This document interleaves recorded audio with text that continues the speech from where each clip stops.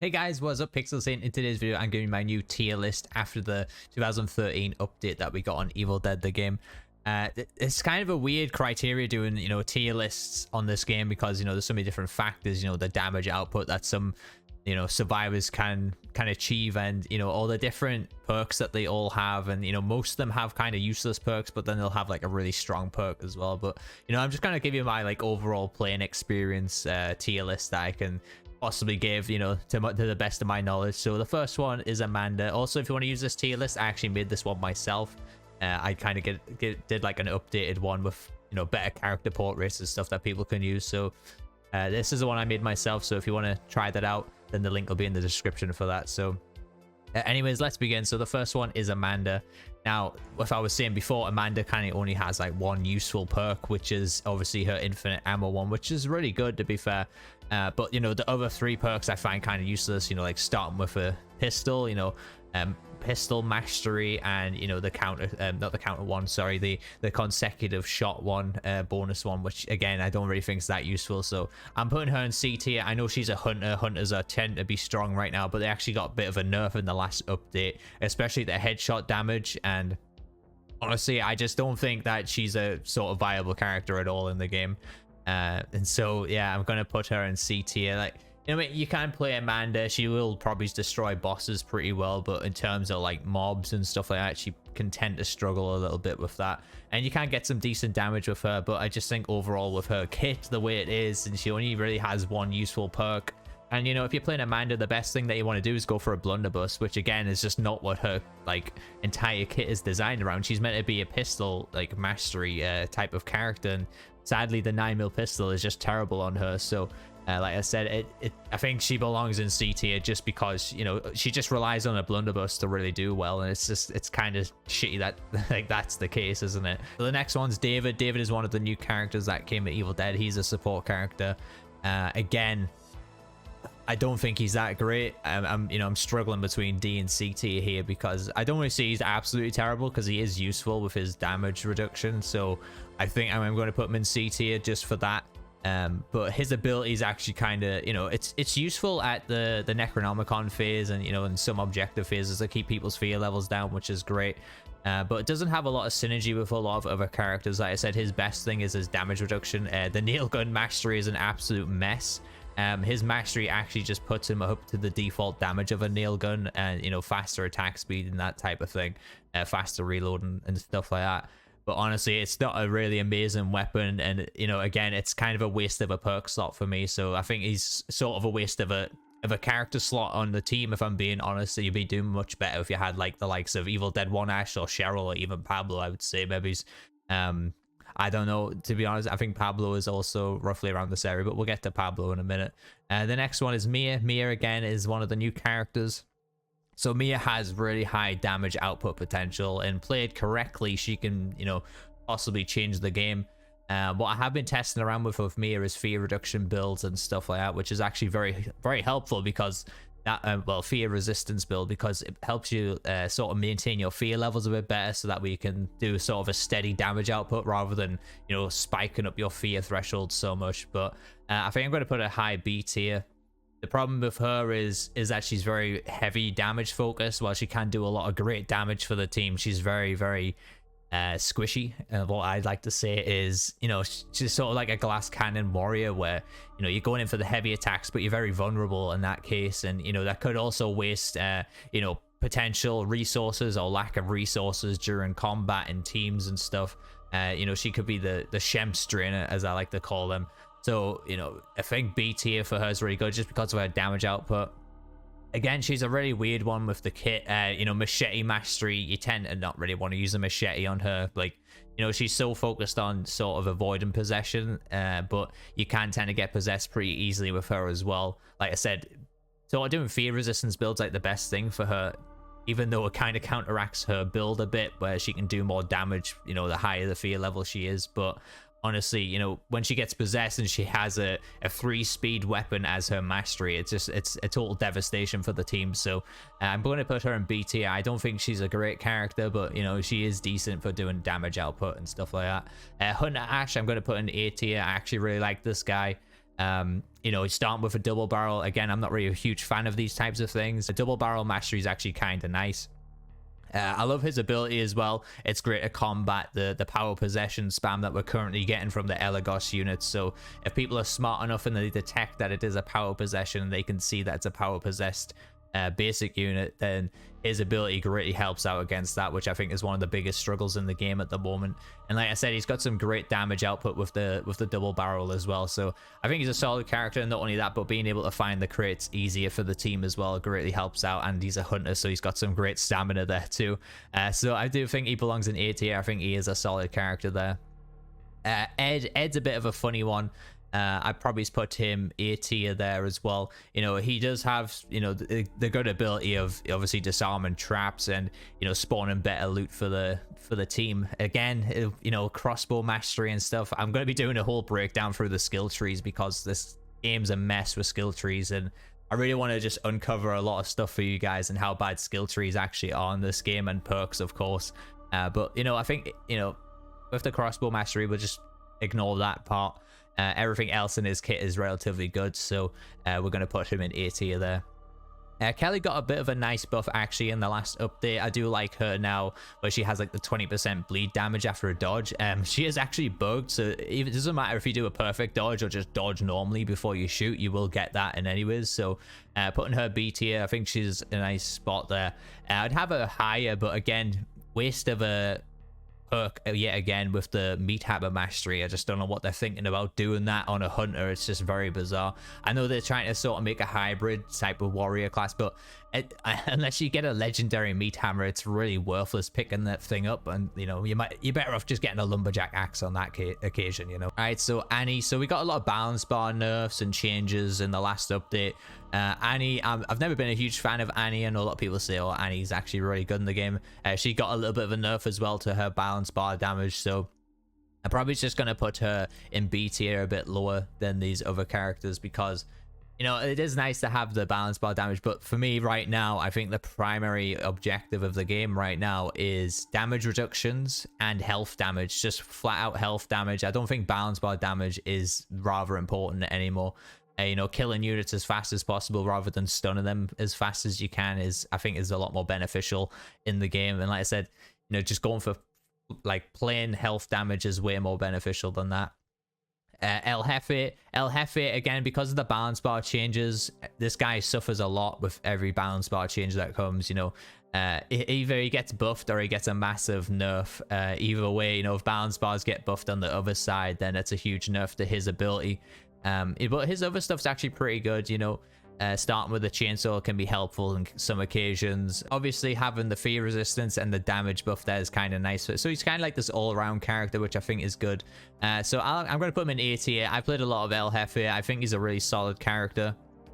I do like to play him a lot. He is great for the team, especially for fear resistance. Problem is, he doesn't really synergize well with Mia, who is a new character as well. And neither does David, to be honest. I mean, David doesn't synergize well with Mia either. This is the problem here with adding characters, and they just can't synergize well together because of the whole fear resistance and stuff. But yeah, I think El Jefe is solid. He's always going to be a solid pick, in my opinion, for whatever team you want to run. You know, running a 4-man squad, you know, a lot of people will probably just shy away from using leaders, but I think a lot of people underestimate them and their potential now, because leaders got a nice buff in the last update. It wasn't a huge buff, but they got a nice buff to their health, so now they can have like a total of 1,485 health, I think it is, roughly around that area.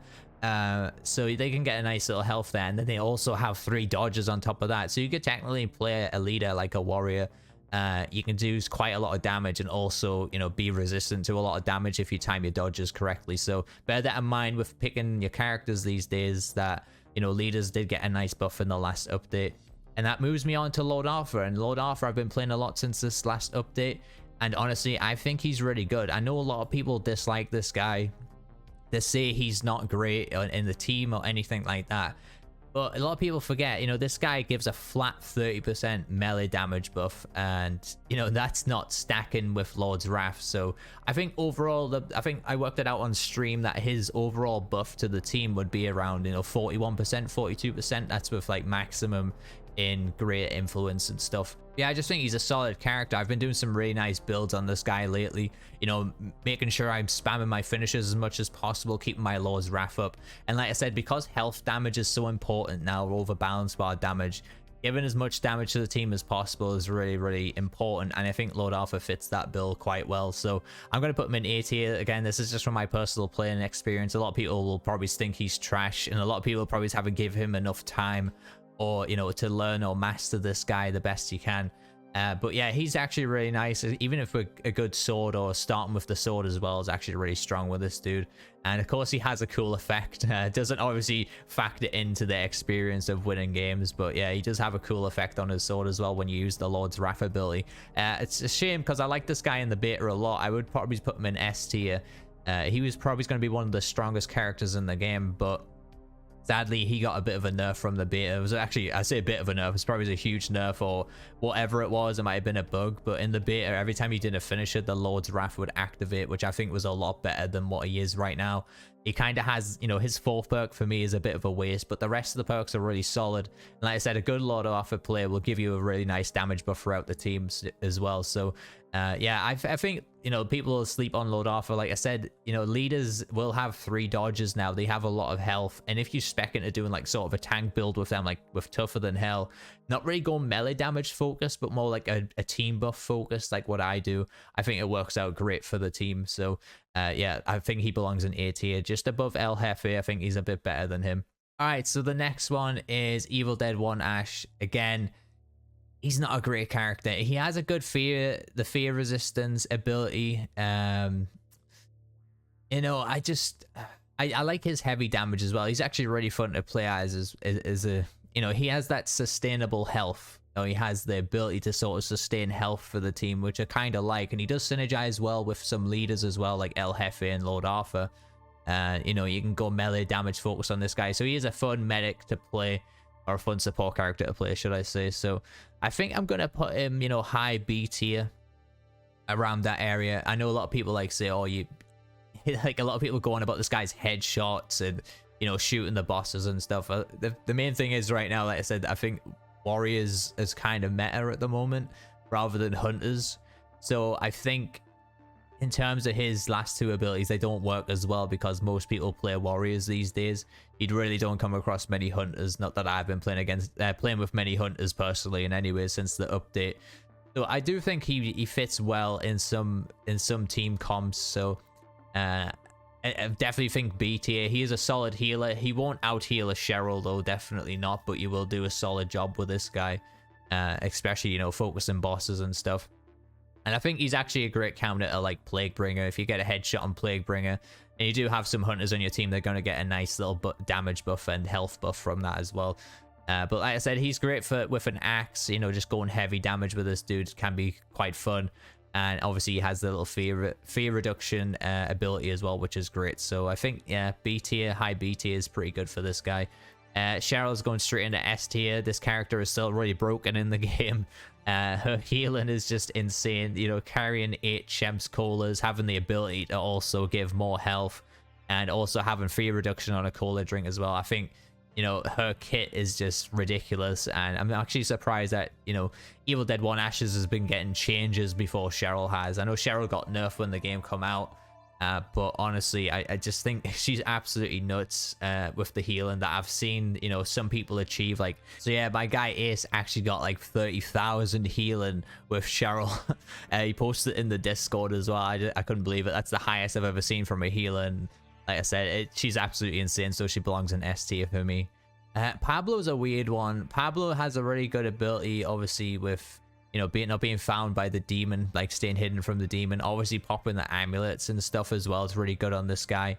But, you know, he has kind of like useless ones where it's like start the match with an extra amulet and then start the match with an extra shield. But I don't want to really start the match with an extra amulet because, you know, I can throw an amulet out in anyways. I know it's nice to sort of have amulets earlier on in the game, but when I'm looting in anyways, I'm just constantly throwing out amulets so I can stack them up in anyways. So that is kind of a useless perk. And obviously starting with like a shield bar length again is kind of useless. So, you know, this guy has a lot of potential, but he's just drawn back from his skills, unfortunately. So I'm probably just going to put him lower than David or maybe just online with David. I don't think he's D tier at all, because I think you can do well with this guy, and I think he can be a game changer, and he has the potential to be a game changer because he can stay hidden from the demon, which is a very strong mechanic. So I'm gonna put him in C tier. I don't know if he's still bugged, by the way. There was a bug where he went down and the demon could constantly see where he was. I don't know if that's still in the game. It possibly could be, but if we're taking into account here that it possibly isn't in the game anymore, so I think he belongs, probably just a bit lower than David in my opinion. I think the damage reduction from David is much better than what Pablo can offer in terms of the amulets and stuff. But don't get me wrong, Pablo can work really well with a warrior squad, obviously just throwing out amulets for everyone, so that's good. Okay, so we're moving on. Probably the iconic 3 at this point. The characters you'd probably see the most of in your lobbies as well. This guy, straight into S tier. He's my most played character.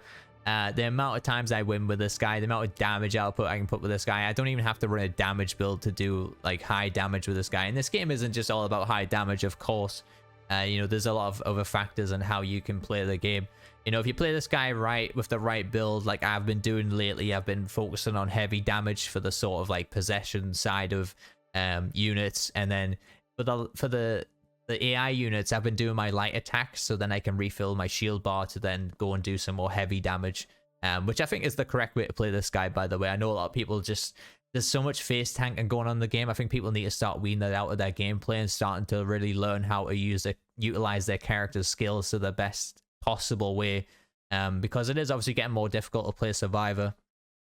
Most cases now I'm mainly losing on the Necronomicon phase, but like I said, people really like in solo queue and stuff, I know you guys are struggling, but if you really master Army of Darkness Ash, I think he's like probably one of the hardest solo queue carry characters in the game. And like I said, he's a really good team character as well. So for me, he's the best survivor in the game. I'm not really bothered what anyone else says. This dude is absolutely insane. His potion, the cooldown you can do with the potion, there's just so many different options you can go with this guy. He's so versatile. That's why I like him so much, and he's a very strong character. So yeah, he's straight in the S tier for me.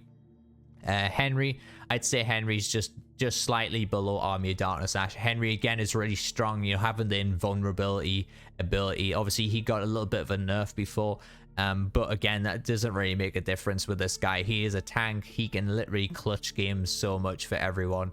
Getting the free pickups basically, and getting the free resurrections. And he's really strong against boss units, just being able to just sort of sap so much damage away from a boss unit whilst not taking any as well. He does kind of have a useless ability where damage taken is it's what was it, I think it's 30% of damage taken or 13% damage taken. I can't remember what it is exactly, but it's a really useless ability that it reflects damage back to an opponent that's attacking you. If you're running damage reduction on this guy, which you more than likely are because he is a tank, you're not going to be receiving much damage because of that. So that way it's counteracting that ability quite a lot. So honestly, I just don't think it's viable to run that on that guy at all. The main thing to focus on this guy is just tank builds, reinforced amulet, shield bar length, seasoned survivor perks, tougher than hell, and then going straight for like heavy damage or something. And obviously a cooldown on his ability because he got an extra 15 seconds added to his ability. To be honest, I was expecting a lot more for him to get that because, triggering his ability is a very clutch moment in the game if you use it correctly. So he kind of has it a bit more too frequently than I would say is viable for game balance at the moment. But it is strong. Like I said, he is a very strong character, so I think he belongs in S tier there. And the last one is Scotty. Scotty's had a nice little, I wouldn't say rework overall, but they've kind of went over him a little bit. They fixed up his animations with his stamina and his attacks, which is really nice because before this update, Scotty used to, like, every time you go for a heavy attack, his dodging was sort of bugged, or there was a certain frame as well where you could basically just dodge for free. But that wasn't really the case of what I was saying. The case I was saying is when you go for a heavy attack and then try and dodge out of the way to sort of cancel it, and to keep yourself safe, that this guy was so clunky that it just wasn't viable doing that. But he's really, really strong for heavy damage, and I kind of like his ability a little bit, but I wouldn't say he's S tier. I definitely would say he's probably just slightly better than Ed Getley, but a bit lower than Hunter Ash. Like, his ability again is sort of like El Jefe's. It's not really that strong. It's sort of good for crowd control, and you can spam it quite a lot, but you know, it's not really worth it. For this guy, again, it's just damage reduction and heavy damage that you want to focus on the most for this dude. And you know, having a weapon mastery around the best weapon in the game, you can't really say, you know, you can't really turn your head away from that either. I know it's only a 5% buff, but it kind of all adds up at the end of the day in the skill trees. Even if, you know, you go devastating force at like 15%, and then, you know, you add in the 5% weapon mastery on top of that, and then you get an extra 5% attack speed, balance bar damage, etc.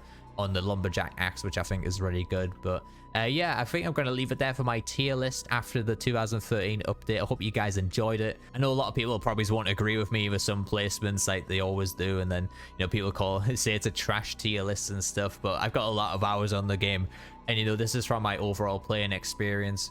And you know, a lot of people are probably thinking, you know, why are you putting Amanda lower than Annie and stuff? It's just, you got to look at their kits, guys. I know, like, a lot of people just focus on damage numbers so much, like, oh, well, I've got so many high damage games with Amanda. I've got over 100k damage games with Amanda loads of times, but it doesn't make her necessarily a good survivor in terms of that, because I said it's just the kit there. The kit isn't there. Like, if you're so reliant on finding a blunderbuss to actually do well with this character, if you don't have that, and then, you know, you're kind of building around the whole blunderbuss thing, it kind of sucks for hunters in general, to be honest, in that scenario. And then it's, you know, relying on the ammo situation sort of being a bit squishy, you know, because I feel like hunter stamina got a little bit of a nerf, but they never said anything in this update, because, you know, I've noticed a few times when I've played hunter, I usually can get away with some dodges, but that just feels like it hasn't been happening since this last update as well. So I definitely feel like hunter's got sort of quite a big nerf this update, especially with the headshot damage multiplier as well. So yeah, like I said, a lot of people might disagree with some of my placements, and I think a lot of people will agree with my placements. And yeah, hopefully you guys don't get too upset or argumentative in the comments, but I hope you enjoyed this video. Like I said, I'll leave a link in the description if you just want to go and check out this tier list for yourselves. You can make your own tier list. Like I said, I made this myself because we didn't really have an updated one at the time of making this. So thank you guys so much for watching. Leave me a like, hit that sub button if you're new to the channel. I do a lot of Evil Dead content. I stream this game Monday to Thursday on this channel as well, so you don't have to go anywhere else for Evil Dead content. I'll keep you all updated with all the latest news as well, the best I can when I get the time to do it. So thank you guys so much for watching. I've been Pixel, those are my awesome viewers. I'll catch you guys in the next one.